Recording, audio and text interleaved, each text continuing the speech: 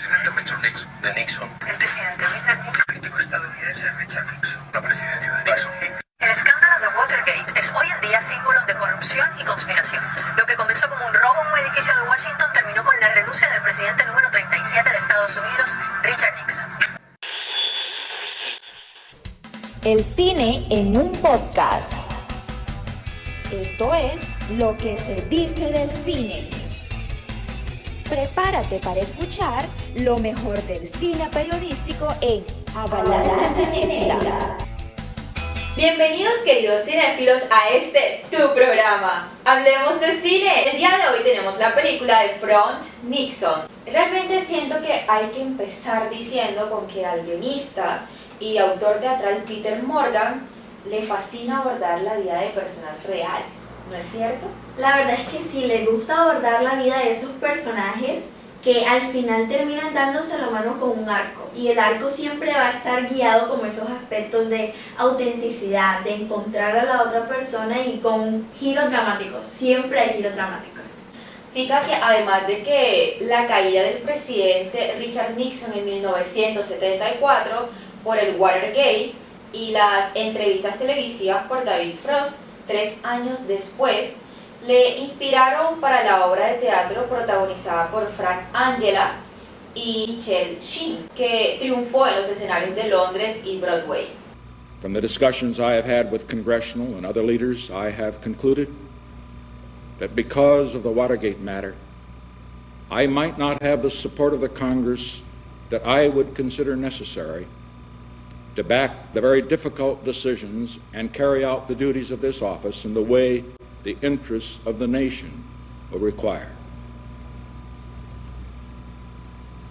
Therefore, I shall resign the presidency effective at noon tomorrow. Vice President Ford will be sworn in as president at that hour in this office. La verdad es que su adaptación a este mundillo del cine político fue una obra muy bien realizada. Hicieron lo inevitable al simplificar un acto tan grande, pero lo hicieron de una manera en que tanto el título como el hilo conductual que narraba la película tuvo sentido y logró conectar con el televidente. Katia, pero también hablemos sobre la trama. Digamos que la trama la plantea Ron Howard. Es casi como un combate de boxeo, eso es lo que yo pienso. Sí, la verdad es que para los que no han tenido la dicha de ver la película, Ron Howard es el director de la película, y la verdad es que el hilo que él hace es un ring televisivo, la verdad. Tenemos a un lado Richard Nixon, un frustrado expresidente que se acaba de retirar del poder, que está lidiando con todas las consecuencias que esto pues conlleva, luego de estar empañado, empapado por el caso de Watergate. Y por el otro lado tenemos a la opinión pública, que podría verse pues como la entrevista, todo el grupo de televisión, de radio, que estaba del otro lado del ring del boxeo, del lado izquierdo. Sí, pero también debemos ver de que los entrevistadores no eran cualquiera. No. O de que las entrevistas no eran cualquiera entrevistas. Exactamente. Sino, Katia, que estamos hablando de un aspirante al título de Super Showman de la televisión, que es David Frost, exitoso en el Reino Unido, Australia, pero con una fama de frívolo. Sí, la verdad es que estos dos hombres eran conscientes de lo que pudieran haber, la verdad es que estos dos hombres eran conscientes de lo que estaban luchando en ese ring de boxeo. Eran 45 millones de personas los que estaban a la expectativa de lo que iba a decir cada uno.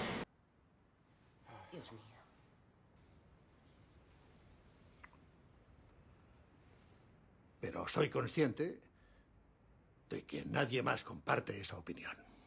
Su legendario enfrentamiento revolucionó el arte de la entrevista en realidad, y cambió ese aspecto político, la forma en la que uno se acercaba a la política, sobre todo a las entrevistas.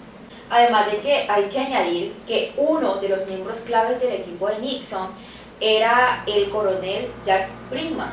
Es conocido como ese fiero guardián que guiaba a Nixon por la estrategia de las entrevistas, encarnado por Kevin Bacon. Sí, la verdad, Joyce, es que existen dos brillantes asesores de cada lado del ring, ¿no? Sigamos con esta metáfora. Existen dos brillantes asesores que se encargan de pulir a Frost, que es el showman, el entrevistado, el periodista, ¿no? Que le va a hacer la entrevista a Nixon, para ese encuentro con el 37º presidente de Estados Unidos, que son Bob Selkin, que es un veterano periodista al que le da vida Oliver Platt, y James Ralston Jr., que es el guionista de Frost, y también es el escritor y el conferencista interpretado por Sam Rockwell. Cabe destacar, Katia, que un dato curioso es que ambos deseaban sacar a la luz el verdadero Nixon y fueron los arquitectos de la estrategia de Frost. Mientras Frost se encargó de vender los derechos de las entrevistas, asegurarse de una retransmisión amplia y estudiar a su adversario. ¿Por qué su vida, señor presidente? A ver, usted siempre mantuvo que no supo nada de esto hasta el 21 de marzo. Sí.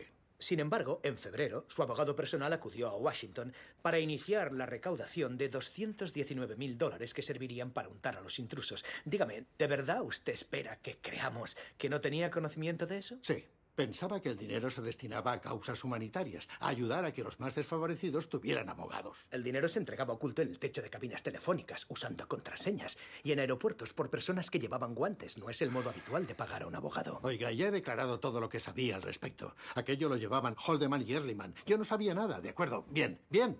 Usted tiene su opinión y yo le he dado mi punto de vista. Ahora sigamos con los demás temas. No quiero hablar si se pone si así. Haldeman y Ehrlichman eran realmente los responsables cuando usted más tarde lo descubrió, ¿por qué no avisó a la policía y exigió que los arrestaran? ¿No es eso una forma de encubrimiento? Tal vez debería haberlo hecho, quizás sí, haber llamado a los federales a mi despacho y decirles, ahí están estos hombres, llevadlos ante el juez, tomadles las huellas y metedlos entre rejas. No es mi forma de actuar. Esos hombres, Haldeman y Ehrlichman, conocía a sus familias, los conocía desde que eran unos niños.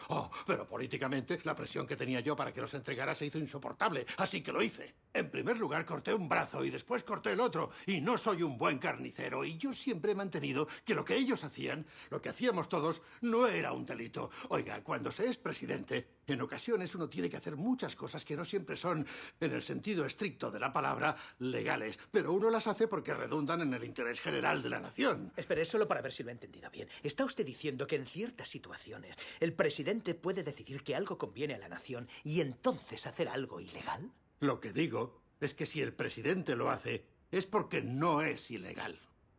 Sí, ya entrándonos más en el campo del análisis de la película, del análisis periodístico, yo dice, a mí me gustaría, me gustaría empezar diciendo que hay que analizar el formato en que se maneja la película. La entrevista, como tal, maneja el género periodístico y es el embalaje tanto formal como de contenido al que se atiene la estructura narrativa de este film. Además de que yo siento que, dado el calibre histórico del personaje entrevistado, el formato de indagación que se maneja se convierte en una alegoría, en un combate entre el periodista en busca de la verdad, la primicia y la indagación, y sobre todo el espíritu de autorreivindicación que maneja Nixon, porque Nixon se presenta de esa manera. Nixon con esta entrevista lo que trata es como de empatizar con las personas y decir, yo soy un humano más, que tuve mis errores, que no sé qué, sin tratar de aceptar el error que hizo con Watergate. Sí, además de que vemos como en partes de la película cómo su discurso cuando él abandona la presidencia se vuelve un discurso muy plano. O sea, simplemente le dice a todos Estados Unidos, lo siento mucho, discúlpenme, pero como tal, todos sabían el daño tan grande como fue Watergate. Sí, la verdad es que este formato periodístico se va a articular entonces a lo largo del film en medio de dos hilos. Retomemos entonces lo que estaba explicando al comienzo. Hay dos hilos conductuales en la película. Uno, que es el elemento de la preparación, todo el detrás de escena, por decirlo de alguna manera, que tuvieron ambos lados. Entonces tenemos por un lado el periodista que trata de conseguir a Nixon para que se les entrevistara, las dificultades que tuvo que pasar para poder lograrlo, pero también las preocupaciones, porque era un showman, o sea, él no estaba ligado a como algo más serio, por decirlo de alguna manera, sino que era más como rating y más televisivo. Entonces, como él tenía ese enfoque, era muy claro para él que entrevistar a Nixon iba a traer audiencia. Bueno, Katia, algo que en verdad yo quiero comentar es que la película es la constatación viva. O sea, yo siento que es la constatación de que el medio es el mensaje, de que la solidez intelectual de Nixon no tiene nada que hacer frente a los nuevos tiempos mediáticos, ¿cierto? Sí, la verdad es que la reflexión más grande que nosotros podemos aportar o que podemos llegar a lograr con este film es el poder de la televisión.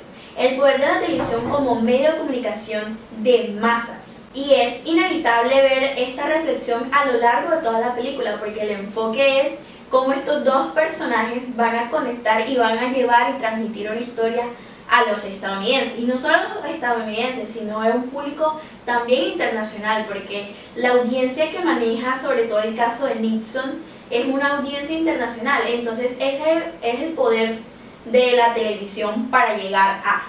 Además de que, Katia, toda la película parece como si fuera un documental, pero todo se va moviendo como en una secuencia. Ahora hablemos de que fue en los años 70, donde los medios masivos tenían un poder demasiado grande, donde la gente creía en verdad lo que se estaba transmitiendo.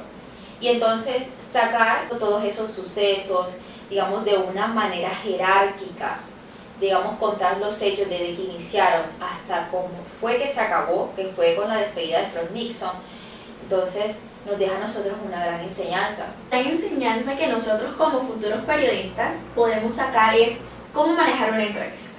Cómo enfocar la entrevista de tal manera de que el periodista pueda sacar ese lado de la noticia que quiere, pero sin llegar como a alejar al entrevistado. Como diría un profesor de nosotros de taller de periodismo, hay que poner el pie en la puerta.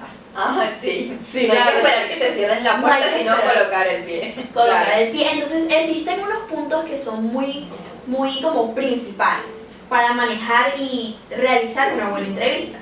Y son puntos que vemos en la entrevista que se realiza en la película.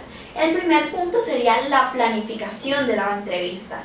La planificación de la entrevista, pero de una manera en la que las preguntas provoquen respuestas que tengan aspectos específicos. Sí, Katia, además un punto clave, ya que estamos tocando ahora sí todo el tema de la entrevista, es que no debemos temer, o sea, nosotros como periodistas no debemos temer en llevar el control de la entrevista. O sea, no podemos hacer que el personaje se nos vaya y simplemente cuente lo que quiere decir y nosotros quedemos en nada. Sí, la verdad es que siguiendo con ese hilo tampoco tenemos que tenerle miedo a mantener el contacto visual con el entrevistado, porque eso para la otra persona va a transmitir que lo estás escuchando y va a permitir que la otra persona se abra más a ti y te cuente aspectos que no tenía en mente contarte. Bueno, yo siento que un punto clave e importante es que nosotros como futuros periodistas o entrevistadores no pensemos tanto en cuál va a ser la siguiente pregunta, porque entonces no estaremos escuchando los datos claves que nos está dando la persona. Sí, y perderías el control de la entrevista, porque al final la entrevista, aunque esté centrada en la otra persona, tú eres el que la está dirigiendo y tú eres la que la está manejando. Entonces no se trata de perder el control enfocándote en otros aspectos como desconectarte, desconcentrarte en medio de la entrevista, y es un punto que nosotros no nos podemos dar el lujo.